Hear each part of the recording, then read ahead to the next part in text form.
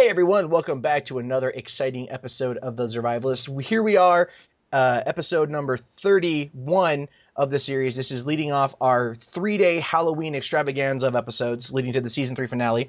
And I am here with Nurse. That's right, you heard me, Nurse from Dallas. Nurse, how are you? Good, man. How's it going, man? How are you doing?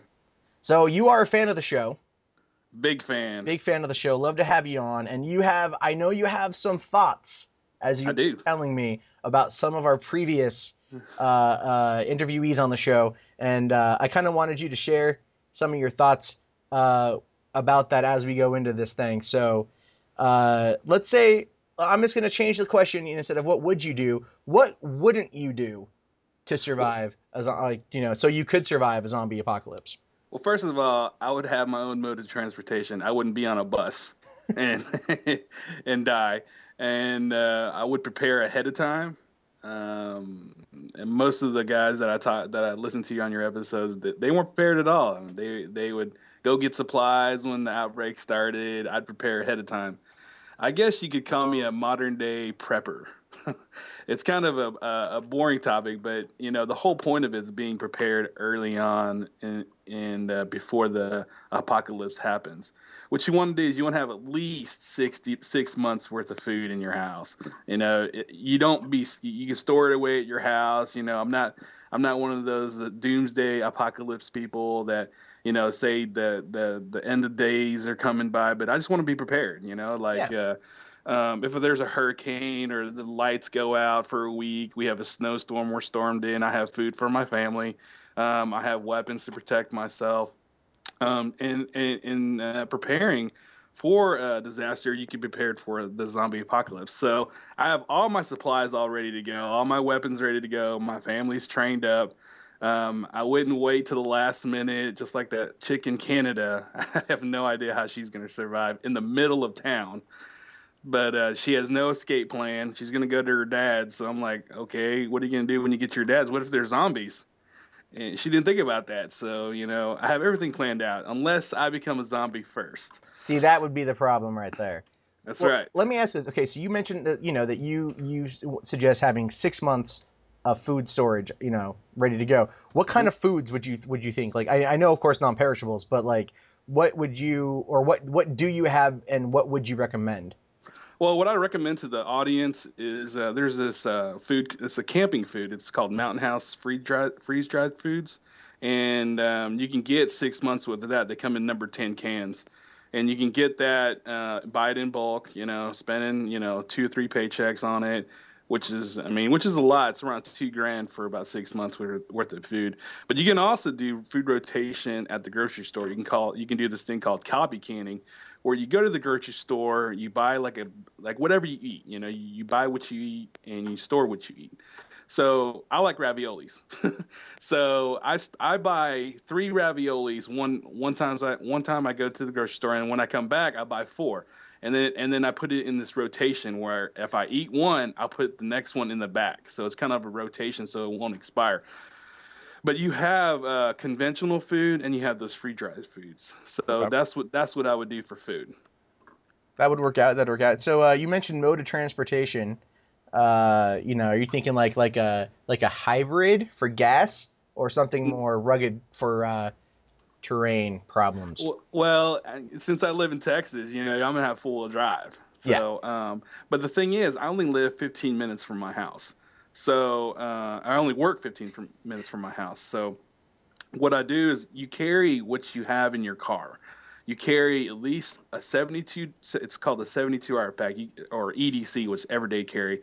You pack it in your trunk. It's food. There's guns, ammo, everything in your trunk that you carry. And it gets pretty hot here in Texas, so you got to protect it. So you keep it in the car under wraps and make sure you don't talk about it to anybody. I only talk to you guys about it because I want everybody to be prepared. Because the more prepared people you have, the less panic you're going to have. But as well as everybody's going to panic, and you want to get out of the city. Yeah, so, well, The Walking Dead, Atlanta was trashed. Diseases is going to scare you. Well, let me ask you this. What would you do in terms? It's Texas, so I'm assuming you have guns. That's right. So, what kind of arsenal are you working with here? Well, Matt, I have a whole lot of weapons. I have those AR-15s. I have semi-automatic weapons. I have AK-47 shotguns, and I can email you pictures of this stuff. But the thing you really need is just a 22 and a silencer. That's all you need to take out these zombies Well, because it's a headshot, right? the average person is not going to be able to get a silencer That's on right. short notice. That's right. So, That's right. and I've always been curious because I like watching like Hitman movies. Mhm. So, like where would you get a silencer? Well, it's easy. In Texas, you can actually buy one. You can buy one for $500, and you have to pay a ATF transfer tax on it. It's $200. I have one, so it's real easy to get as long as you can pass the background checks and the FBI checks. Now, for the everyday person that doesn't carry a weapon, they're gonna have a little problems trying to get one. But anybody in Texas can go to the Academy, which is our sports store here, or our sports support store here, and just get a 22 pistol easily. It's $300. That's all they need. If you're killing zombies, it's just a headshot. All you want to do is just rupture the vessels in the brain and dislocate the lobes from the head, and you got the zombies dead. Now, if you want to kill silently, which I would recommend, is probably you probably want to have like a spear or something like that handy. Something that you can expand or you can carry concealed in your car. I don't carry one, but that I was thinking about it. And if you ever have a zombie outbreak, you want to carry a spear for silent kills because if you use a 22, it's gonna be loud. Yeah, but what about because some of our previous interviewees like to use swords or katanas. So kind of I'm curious what your thoughts are about using a weapon like that. I think I think the katanas. There's such a close range combat. First of all, you got to purchase one. Have it with you at all times. Which I know some of your colleagues don't have it, and they'd be dead. I don't think they could carry that onto the bus. But I don't think that'd be an adversarial weapon. It'd be a great in between weapon to get to your rifle or your shotgun or your 22. But I think once you get to your rifle or 22, that's what you're going to use as your main primary weapon. Okay. So you've got everything pretty much locked down, right? I do. My family's trained up on how to use weapons. Also, I made my wife. Hold on, just a second. I trained up my wife on how to do with the 22s and the with the AR-15. So Mhm. she's already locked and loaded to go. It's all about training. Well, what would I do is that it's firearms training is what most people need when they get into handguns. So me and my wife had signed up for some handgun classes and taken professional classes with trainers. But you want to do that ahead of time. You want to do that before the zombie outbreak. You don't want to just sign up for a class when the zombie apocalypse happens. So it's all about training and being prepared prior.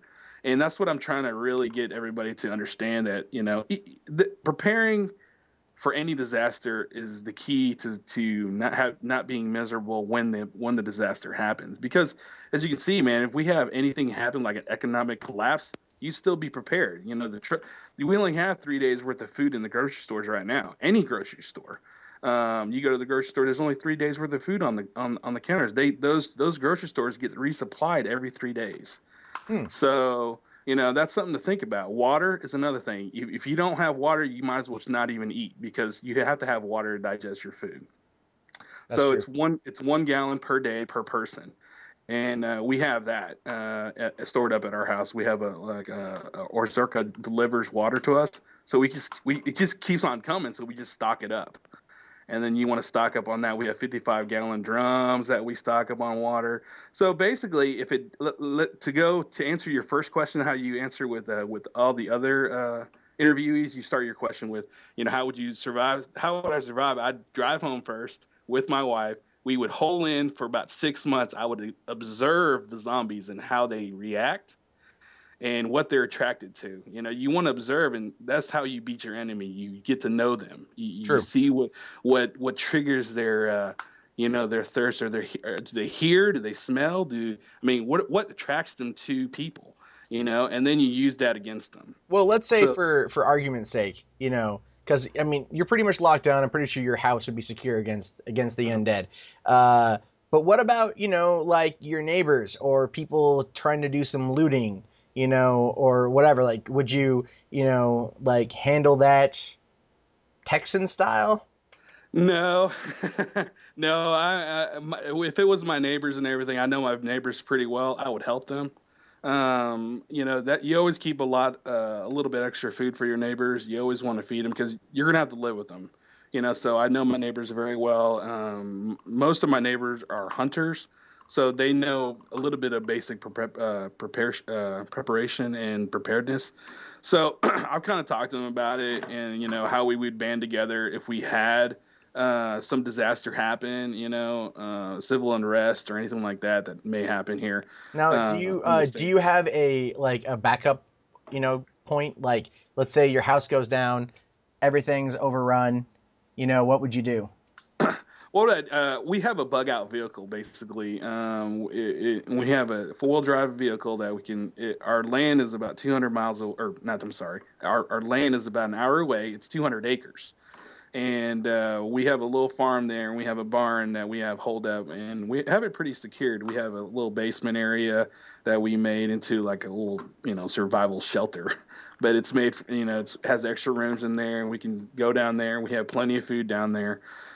We would leave, take as many people as we could with us, our neighbors and whatnot. I know we'll have to feed them, but I think banding together with numbers is the key to surviving No, the zombie apocalypse. that's true. Most people like to think they're going to be better off on their own, and No, I'm not. Yeah, I really disagree with that. I think if you're not helping people, then you lost your humanity, and you're not helping anybody. You're basically extincting the human population. So I pick up as many people as I could, unless they're real assholes or they're Larrys. If their name is Larry, I ain't picking them up. yeah, no, that's true. That's true. The Larrys, watch The out for the Larrys, man. You Larrys. gotta watch out for the Larrys. So, no, I'll pick up as many people as I could. Try to take care of them. I'm a registered nurse, so taking care of people is what I do, and I think taking care of the survivors is one of my key things. Nice, nice. Well, we are actually really running out of time here, and it's the question I'm going to ask, and I really want to hear your answer on this one. What would you do if you were bit? If I was bit, I think I'd want to be. I'd want to be a zombie. I want to see what it'd be like. And then if I came after one of my family members, of course they'd shoot me. But I want to be a zombie. I just want to see what it'd be like. I think if I can control it or not, or what's going on, I'd like to see what the change is like. Yeah. And then tell my family members how it would happen and what I felt like during that time, so they could document it, film it, and see what happened, and then destroy the remains if they had to. But if I could reason, I probably couldn't, because most of the zombies, when they turn, they're turned. Yeah. So probably get a bullet between my eyes. So other than that, it's goodbye to that. Well, okay. Well, thank you very much for being here. Very informative, and we got a lot of really good information out of what to do. I think people need to hear this from time to time of how to be prepared and what it takes and everything. So thank you very much, Nurse, for being here. No I hope problem. I'm in and around Dallas when it happens. Yeah, absolutely. Come give me a call, man. I'll pick you up on the road. Awesome.